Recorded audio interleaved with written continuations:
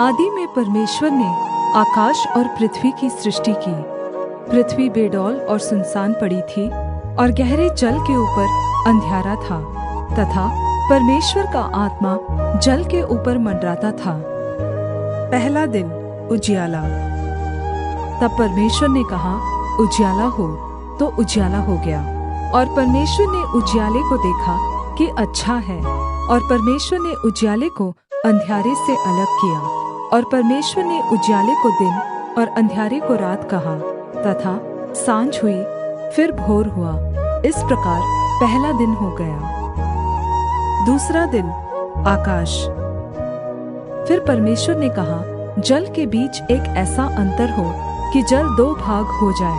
तब परमेश्वर ने एक अंतर करके उसके नीचे के जल और उसके ऊपर के जल को अलग अलग किया, और वैसा ही हो गया।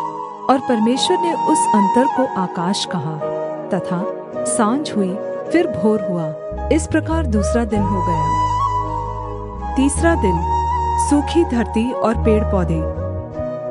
फिर परमेश्वर ने कहा, आकाश के नीचे का जल एक स्थान में इकट्ठा हो जाए और सूखी भूमि दिखाई दे, और वैसा ही हो गया।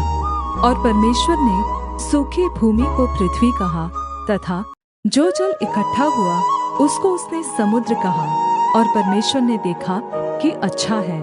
फिर परमेश्वर ने कहा, पृथ्वी से हरी घास तथा बीज वाले छोटे छोटे पेड़ और फलदायी वृक्ष भी, जिनके बीज उन्हीं में एक एक की जाति के अनुसार होते हैं, पृथ्वी पर उगे, और वैसा ही हो गया। इस प्रकार पृथ्वी से हरी घास और छोटे छोटे पेड़, जिनमें अपनी अपनी जाति के अनुसार बीज होता है, और फलदायी वृक्ष, जिनके बीज एक एक की जाति के अनुसार उन्हीं में होते हैं, उगे।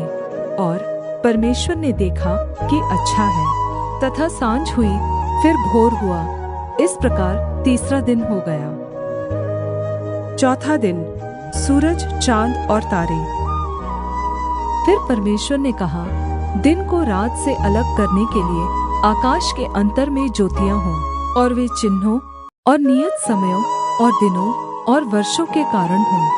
और वे ज्योतियां आकाश के अंतर में पृथ्वी पर प्रकाश देने वाली भी ठहरे, और वैसा ही हो गया। तब परमेश्वर ने दो बड़ी ज्योतियां बनाई।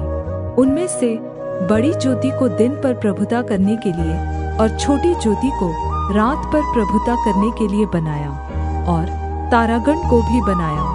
परमेश्वर ने उनको आकाश के अंतर में इसलिए रखा कि वे पृथ्वी पर प्रकाश दे, तथा दिन और रात पर प्रभुता करे, और उजियाले को अंधियारे से अलग करे। और परमेश्वर ने देखा कि अच्छा है। तथा सांझ हुई, फिर भोर हुआ।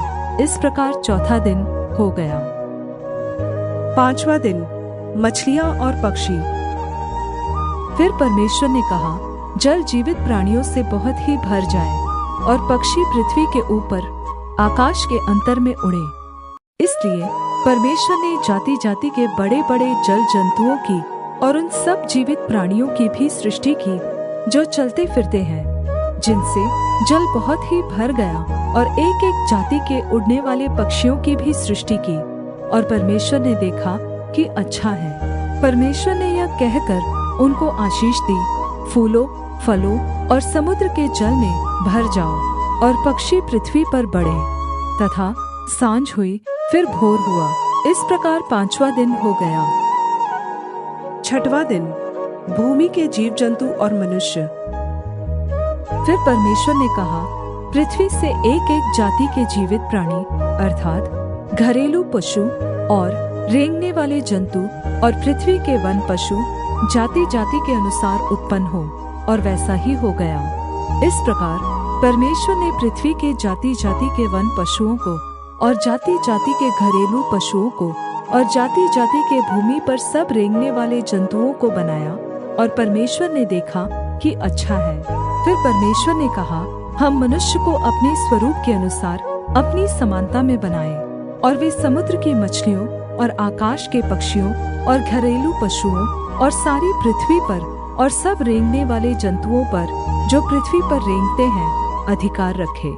तब परमेश्वर ने अपने स्वरूप में मनुष्य को रचा, अपने ही स्वरूप में परमेश्वर ने मनुष्य की रचना की, पुरुष और स्त्री के रूप में उसने मनुष्यों की सृष्टि की।